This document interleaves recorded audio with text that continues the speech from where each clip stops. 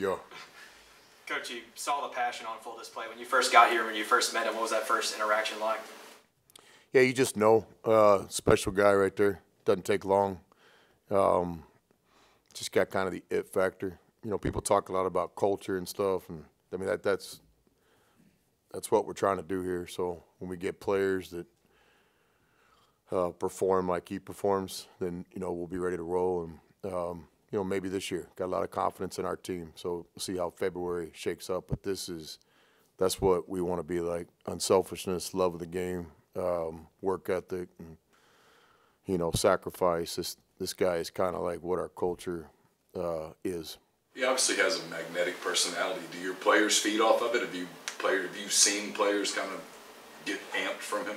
Yeah, absolutely. It's like from time to time you got a player and maybe not in the best mood, and it's kind of hard to sit there and have a selfish moment when you got guys like Wakefield all around you doing their job. So, and Wake is a big part of our team, but we have a lot of guys like Wake. I mentioned a few earlier. So, we're trying to get as many elite people in our organization as we can, and obviously the top priority is the players. We're trying to get players that have the heart and unselfishness and competitiveness and just love of what they do as Wakefield does. And we have some of those guys on the team this year, and we got some guys that are still kind of on that fringe of like, do they want to just completely buy in? Do they really want to do this? Wake is all in. Like he's all in. There's no bad days. There's no bad moments. He's all in. Including last game, you guys are now, I believe, 7-0 in games decided by 5 points or less. Like, what is the key to those sorts of situations? Well, if there's something you could do to win every close game, we would all do it. There's no secret there. But what you can do is you can play the game on your terms. You can have an objective, and you can go try to execute the objective. We tell the guys all the time, it's going to sound really simple, but it is. Like, let's do what we say we're going to do. So, certainly in the games, we want to take care of the ball. We want to understand our defensive assignments. We want to execute. And so I do think this year's team, going all the way back to the non-conference, where we all sat in here in some of those November games, and we finished games for the most part the way we'd like to. The winning and losing, you can't always control that, but you can control, what you do in those big moments at the end of games. And I think our players have done a good job, trying their best to do that. You referred the other night to trajectory. How different is your team today than it was when you played at Auburn a couple, 3 weeks ago? I think we're a better team, but I think Auburn's better too. I think, February to me is the biggest month in college basketball.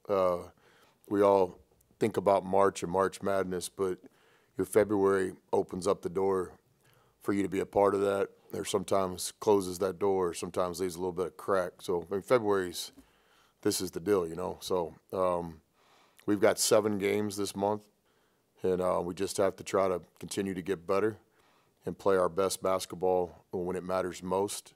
We're about to make the turn in the 18-round fight of the SEC, and but February's a big month. I think there's some teams out there that have a chance. There's some teams that are probably going in the other direction.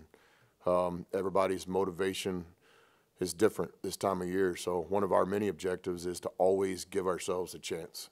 Don't beat ourselves. And so certainly that starts with your locker room and where guys are mentally this time of year. And obviously with the basketball, we want to just continue getting better. February, you're hitting that part of the schedule where you kind of get those repeat opponents the second time around. What's your approach and preparation when you start playing those teams for a second time? Yeah, I think from a coaching standpoint, obviously you take a look at the first time you played somebody, the things that went your way, the things that didn't go your way. Look a little bit about the strategy of what the other team is trying to do or not do against you. And so that's a part of the game plan. I don't know, maybe 25% is that. And then you project, how's that team playing lately? How are we playing lately? But yeah, no doubt about it, that's kind of where, to me personally, the preparation starts is by taking a look, at the last time you played each other. More questions for Coach? You've done this a long time. Obviously, I'm sure you've been asked about home and away and why a team plays so much better at home than it does away. But your team, at least in league play, it's pretty marked. I mean, you guys play a lot better at home than you have away from home in a pretty short sample, but any big theories as to why that is? Well, I'd first say that we have played some good road games. The deal that was going on last week, Ole Miss's first road win. We were in Philadelphia. We played a Temple team, and then we went down and played a really good Big 12 team. I think I predicted at the time was going to be competitive in the Big 12, and they have been. Central Florida. So, we had some success in the first semester. Obviously, some performances, whether it be Tennessee or Auburn or even a lot of that LSU game, just wasn't us playing our best. Obviously, everybody understands the challenge of playing on the road, but me personally, I can only speak for myself. I've never really bought into it. I don't understand. As a player, I always enjoyed playing on the road even more. It's just something about it, the bus ride, plane ride, whatever it is. And so, I know this. You have to be disciplined to play on the road. You have to be able to control runs. This league is a great league to play in. It's a lot of fun because there's great venues and great fan bases. It gets really loud when you're playing on the roads. You have to have an ability to communicate as a team, both coaches to players, players to players, players to coaches. But me personally, I've never really bought into it. I know this: the best teams I've ever coached, we play on the road like we do at home. And I know a lot of people just disagree with that completely. When I was a junior high football player, I'll never forget our coach told us one time, we got these games coming up and we've got to protect our home field and we got to split on the road. And I didn't agree with that. It was the first time I'd ever heard that as a 12-year-old, like split on the road. Are we talking about losing on the road? Like, why are we thinking that way? And I didn't verbalize my thoughts like I should have and paid a price for that. But the thought still remains today, years and years later. Like, I don't buy into it. Like, it's a 40-minute game. I really don't believe that the officials care who wins. I really believe that. They don't care who wins. They're just doing a job. And, you're just out there playing the game. So, what changes is distractions and things like this. But when you start talking about really good players and really good teams, there are no distractions. You just go play the game. What position did you play in junior high football?